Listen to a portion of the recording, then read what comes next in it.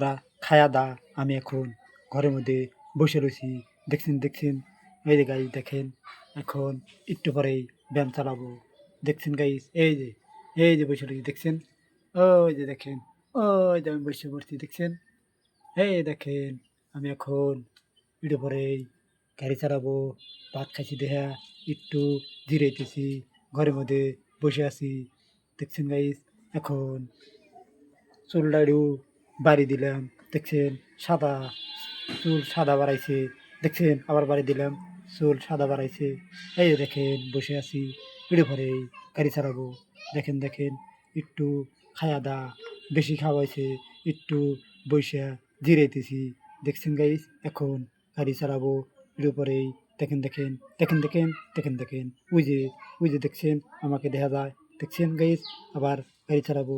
দেখেন ওই যে দেখা যায়।